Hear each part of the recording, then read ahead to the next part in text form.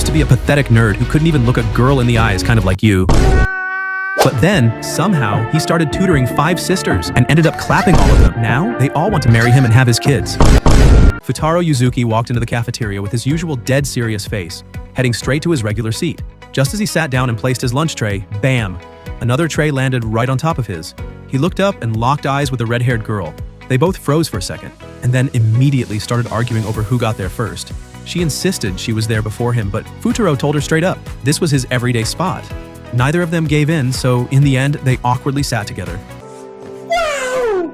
Everyone around them was in shock. Futaro never sat with anyone, especially not a girl. People were whispering and staring, and the poor girl blushed like crazy. When he glanced at her lunch, he was stunned. It looked like it cost at least 1,000 yen. He couldn't believe how rich she must be. While eating, Futaro buried his face in his books. The girl teased him, saying he must be failing if he had to study that much. But when she saw his test scores, she was speechless. The guy aced everything. She admitted she wasn't great at studying and actually said she wished she could be like him. She even asked if he could tutor her. But instead of saying yes, Futaro just pointed out how much she was eating and said she'd gain weight. Big mistake. She snapped, called him rude, and totally lost it, while he just calmly ignored the whole outburst. Later that day, his little sister came running in with some good news. Their dad had found Futaro a high-paying tutoring job. He was supposed to teach a rich girl who had just moved to town, and get this, they were offering 5 times the normal rate. During class, a new student transferred in. Her name? Itsuki Nakano, and yep, she was the same redhead from the cafeteria. What? Futaro was floored, and instantly regretted everything he'd said to her earlier. He tried to say hi when she walked by, but she completely ignored him. That's when it hit him. If she stayed mad, he might lose this amazing opportunity. He spent the rest of the school day trying to talk to her, but he kept getting stopped by 4 other girls who seemed really close to her. One of them handed back his test paper and wouldn't stop following him. Another assumed he was chasing after Itsuki because he liked her. After school, he followed Itsuki again, hoping to catch her alone, but her friends were still with her. While he was sneaking around, one of the girls caught him and quietly walked over, looking like she was about to call someone. Futaro panicked and begged her not to snitch. She agreed, but then weirdly told him that Itsuki wasn't her friend. He was totally confused. Eventually, he ended up outside a massive, super fancy apartment building. He was stunned. Itsuki was seriously rich. Just as he was about to go in, 2 of her friends blocked his path. One called him clingy and said nobody liked him. He tried bluffing, saying he lived there too. One of them actually believed him, but the other girl wasn't buying it. She pointed out how he ordered a cheap barbecue combo with no beef earlier, basically saying, yeah, you're not rich enough to live here. With no other choice, he ran inside and spotted Itsuki waiting for the elevator. He dashed up the stairs to catch her on the right floor. When she saw him, she asked what the heck he was doing there. He told her the truth, he was her tutor. She was completely shocked and straight up said no. Futaro admitted he didn't like the situation either, but said he wasn't going to back out now. He tried to apologize, but she dropped to her knees in frustration. Just then, the elevator doors opened again and the other girls walked out. Futaro's jaw dropped when Itsuki told him they all lived there. They were quintuplets. He couldn't believe it. How was he supposed to tutor 5 girls? Damn! And his problems didn't stop there. When it came time for the tutoring session, not one of them showed up in the living room. Thankfully, Yotsuba came to help. He remembered she was the one who scored a 0 on her test. She managed to get the others out of their rooms. Eventually, he got all of them to sit, except for Itsuki, who wanted no part of it. Even when they were all in the same room, it was total chaos. Miku and Nino started fighting over a hoodie. Miku was busy flipping through a magazine. Then Nino made a deal. She said she'd study if Futaro ate one of her cookies. He gave in, ate the cookie, and drank the water she handed him. Moments later, he passed out cold. When he woke up, he was in the back of a taxi, with Itsuki sitting in the front seat. They had driven all the way to his house. She told him they tricked him and warned him to stop wasting his time trying to tutor them. He said he couldn't quit. She asked why he was trying so hard, but before he could answer, his little sister Raiha came running out to greet him. She was super excited to have a guest and invited Itsuki in for dinner. Itsuki couldn't say no. During dinner, Raiha shared how happy she was that her brother finally got a job. Now they could finally start paying off their family debt. Futaro asked Itsuki to pretend everything was okay, just so Raiha wouldn't worry. As she left, Itsuki told him he could try tutoring them if he really wanted to, but she thought she could manage on her own. Futaro was thrilled. He even called her the best and asked her to gather the other sisters by noon tomorrow. The next day, he somehow got all 5 girls in the living room. Since they didn't want him to be their tutor, he made them an offer. Take a test. If any of them scored a 50 or higher, he'd never bother them again. Itsuki was the first to accept and even pulled out a pair of glasses. She meant business. All 5 girls took the test seriously, but when the results came in, not one of them passed. Futaro was seriously disappointed. The girls, embarrassed, ran back to their rooms. That's when it finally hit him. He wasn't dealing with just one failing student. He had 5 total disasters on his hands. One morning, Futaro was rushing to school, struggling to balance being a top student, while also tutoring a bunch of girls who didn't even want his help. Just as he made it to the school gates, the Nakano sisters pulled up in their fancy car. And the second they saw him, they bolted. They did not want to be dragged into another study session. Itsuki even shouted that they'd handle school on their own. He threw out a history question to test them, but not one of the girls even reacted. As he trailed behind, it finally hit him. Not only did they hate studying, they might actually hate him too. But then, as he glanced at their test results again, something stood out. Miku had actually gotten that warlord question right. So why didn't she speak up earlier? Later at lunch, he decided to approach her, trying to be a little more friendly this time. He casually asked about her drink, matcha soda, then brought up the morning's question. But just when the conversation was starting to warm up, Yotsuba popped in out of nowhere and completely ruined the moment. She shoved her English homework in his face, proudly showing off how badly she'd failed. Then Ichika showed up, trying to pull Yotsuba away so Miku and Futaro could have their moment. Yotsuba joked that Ichika should be studying too, but Ichika just laughed and said high school should be about enjoying life, maybe even falling in love. That word, love, flipped a switch in Futaro. He suddenly got serious and said love was a ridiculous waste of time. The girls were all thrown off by how passionately he rejected the idea of romance. Yotsuba said she didn't like anyone, and then turned to Miku and asked if she did. Miku blushed instantly and hurried away, denying it, but her reaction was way too obvious. Yotsuba and Ichika exchanged knowing looks. As her sisters, they were sure. Miku definitely had a crush. Back at his desk, Futaro found a note left on his books. It was from Miku, asking him to meet her on the rooftop. His brain jumped straight to one conclusion. She's going to confess her love. He tried to keep calm, thinking maybe it was just a prank. But when he got to the rooftop and no one was there, the doubt really kicked in. Then Miku appeared and surprised him again. He braced himself, only for her to casually say she really did know the answer to that warlord question. Turns out she's obsessed with warlords from the Sengoku era, but she keeps it a secret because she feels like it's weird, especially when other girls are into actors and pop stars. Futaro saw an opening to connect. He told her it wasn't weird at all and that she should be proud of her interests. He even offered to focus their study sessions on Japanese history. But Miku wasn't going to let him off easy. She asked if he seriously thought he knew more about warlords than she did. To prove himself, Futaro started listing off facts and even said she could quiz him. Right when they were about to start, Miku handed him a can of matcha soda as a peace offering. But before he could drink it, she joked that it didn't have snot in it, a weird reference to a historical warlord story. Futaro didn't get the joke, and Miku called him out for acting like a know-it-all. Then she just walked away, leaving his pride bruised. Determined to make up for it, Futaro spent the next 2 days diving into every book he could find on the Sengoku era. Later, he asked Miku to meet him at the school's west gate. This time, he was ready for any question she had. Miku tried to avoid him, but he chased her through the school. While running, she kept quizzing him, one question after another, and he nailed every single answer. They finally collapsed from exhaustion. Couldn't they just sit and talk like normal people? As he got up, he noticed Miku taking off her stockings because of the heat, and realized she had zero shame. He ran to get drinks and came back with a can of matcha soda for her. This time, he did get the joke. He told her he now understood the snot reference. It was from a real warlord story. Yotsuba had actually helped him look it up online. But the second Miku heard her sister's name, her expression changed.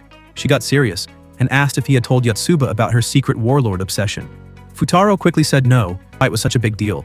Miku quietly admitted she feels like the biggest loser among her sisters. Futaro disagreed. He reminded her she got the highest score out of all 5 on the test. But Miku shrugged it off. She said it didn't matter. If one of them could do something, the others could too. After all, they were quintuplets. That gave Futaro an idea. He told her they all had the potential to get perfect scores. That seemed to light a spark in her. So at the next study session, Miku actually showed up with Yotsuba too. It was progress, but tutoring all 5 was never going to be smooth, especially with Nino in the mix. Futaro knew Nino didn't like him, but he was still hoping she'd join in. Yotsuba helped round everyone up, except Nino, who slammed her door in his face when he knocked.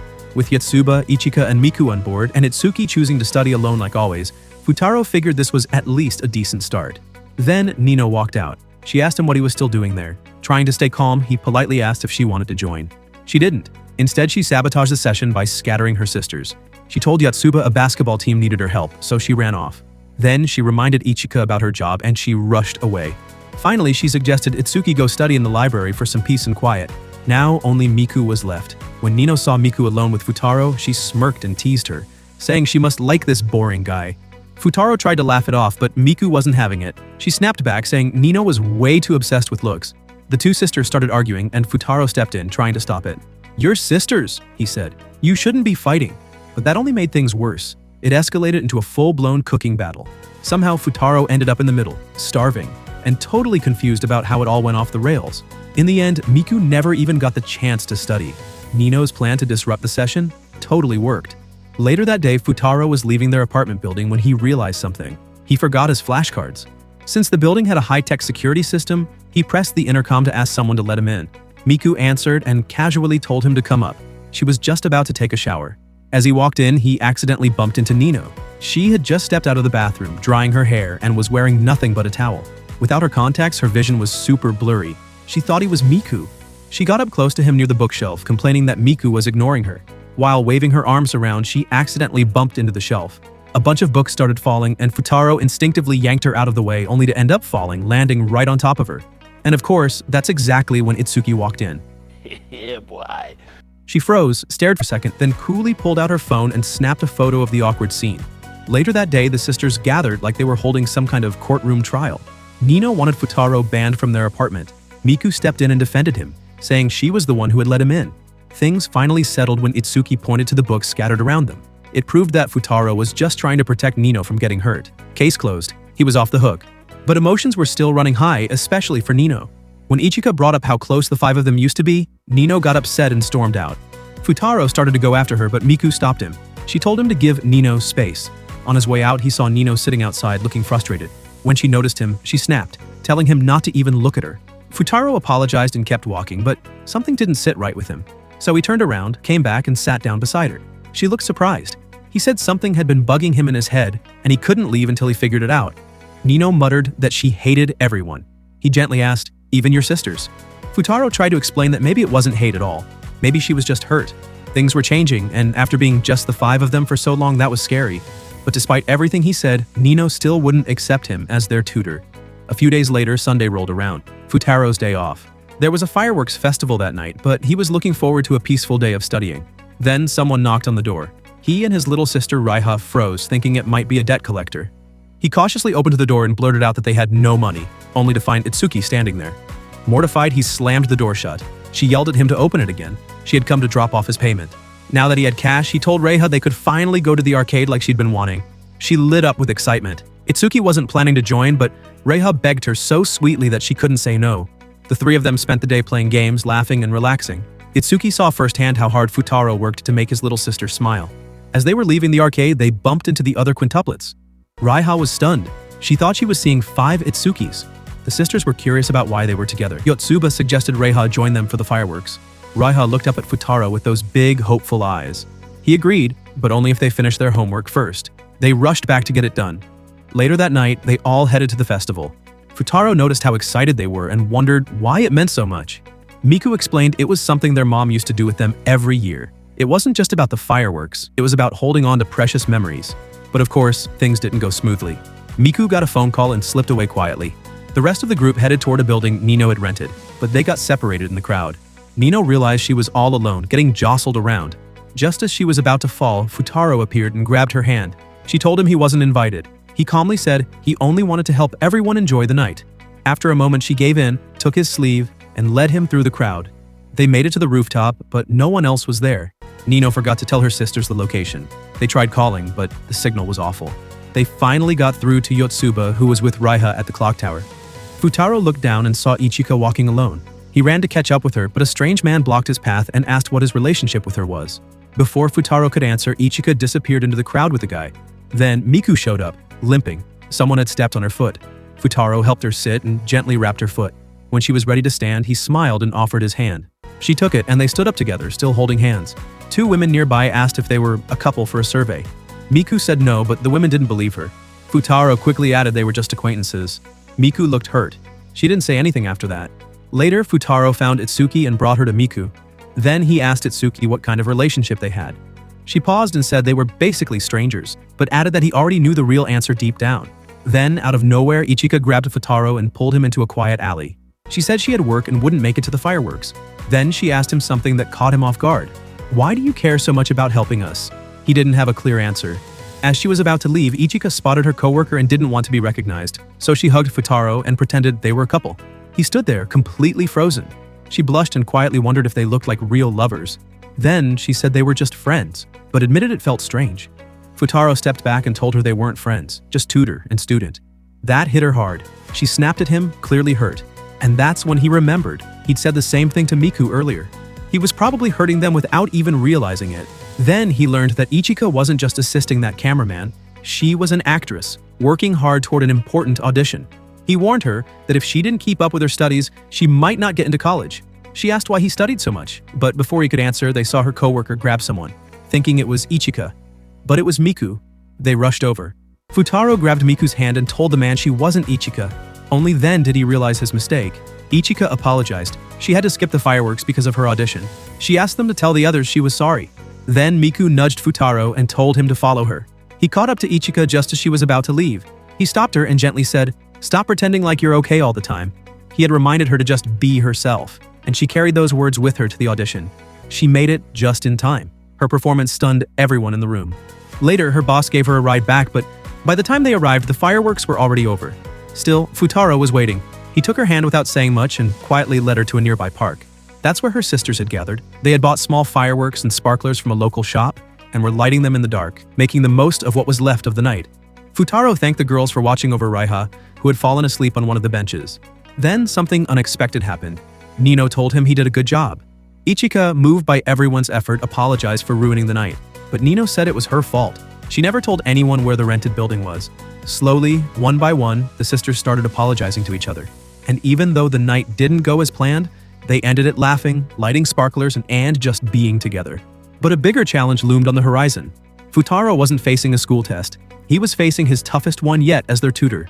The midterm exams were coming fast, and if even one of the girls failed, he would lose his job. With just a week left, the pressure was on. This time, though, things already felt a little different. Instead of just Miku and Yotsuba showing up for study sessions, Ichika joined them too. 3 out of 5. Progress. Futaro didn't waste time. He reminded them how close the exams were and went over their quiz results, pointing out where each of them needed to improve. What surprised him most was Miku.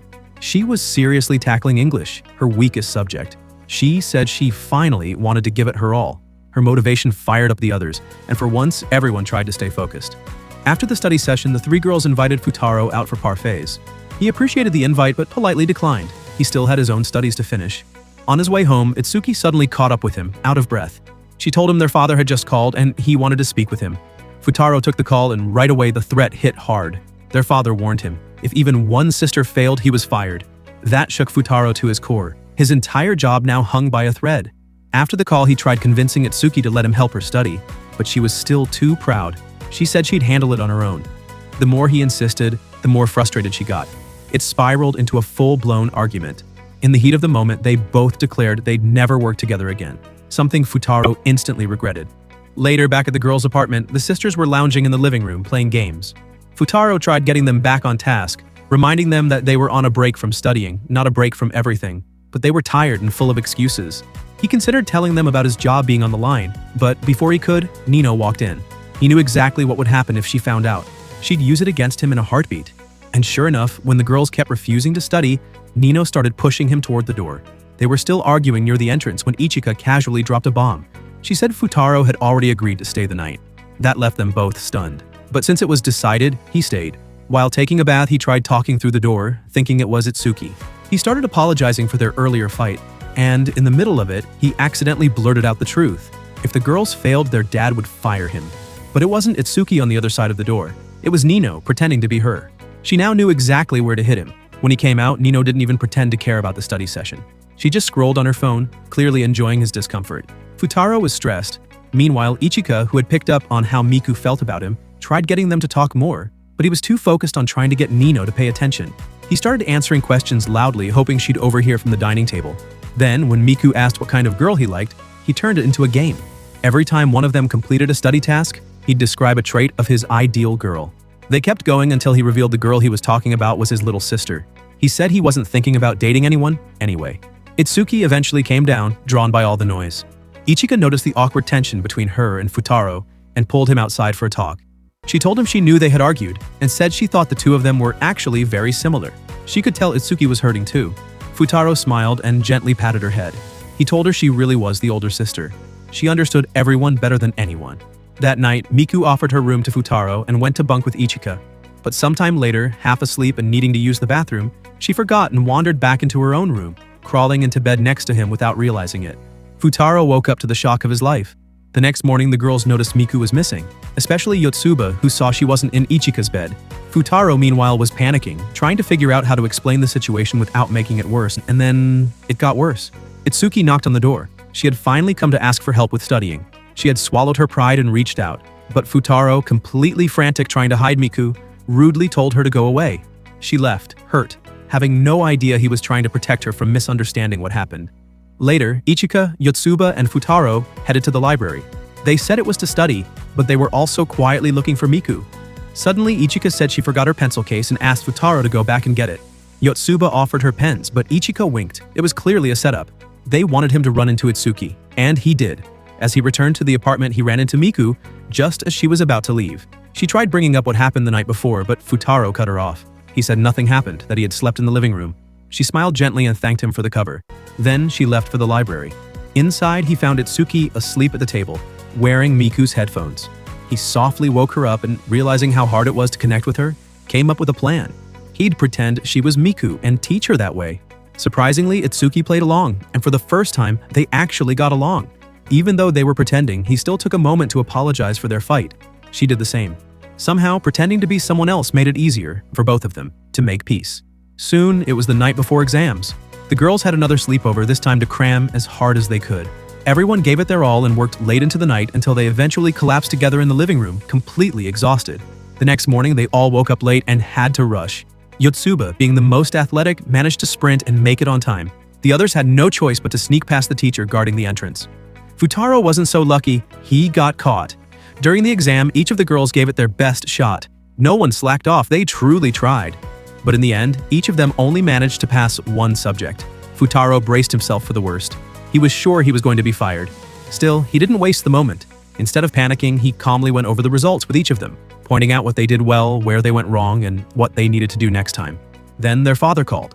Futaro answered the phone, fully expecting to be dismissed. Their dad told him maybe it was time to find a new tutor. But before he could say more, Nino suddenly snatched the phone right out of his hands. She lied, calmly, convincingly.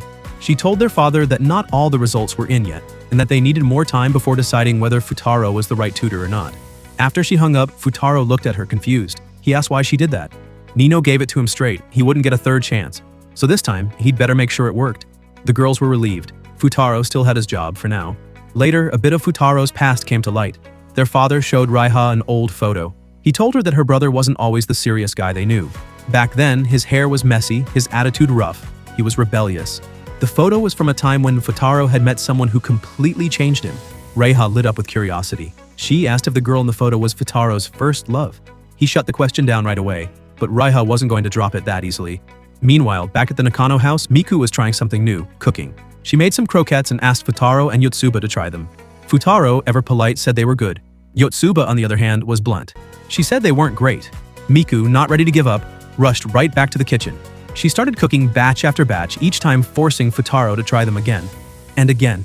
And again. Until he was lying flat on the floor, stomach completely wrecked. He seriously regretted pretending to like them so much. After all, he was there to teach, not be taken out by croquettes. He blamed Yotsuba for being too honest, which only made Miku more determined to improve. Yotsuba just shrugged. She said she couldn't lie to her sister's face. Then, as Itsuki and Nino were about to leave, Futaro, desperate to get them to stay and study, turned to Yotsuba for help. He begged her to come up with anything. Yotsuba, unfortunately, was terrible at lying.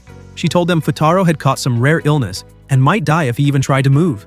To his complete surprise, Itsuki actually believed it. She agreed to stay behind and watch over him.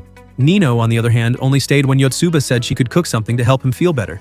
Futaro was shocked. Somehow Yotsuba had convinced them both, just by being honest. In the end, Nino brought him some porridge, but as she handed it to him, she slipped, and the hot food splashed right onto his face. It burned.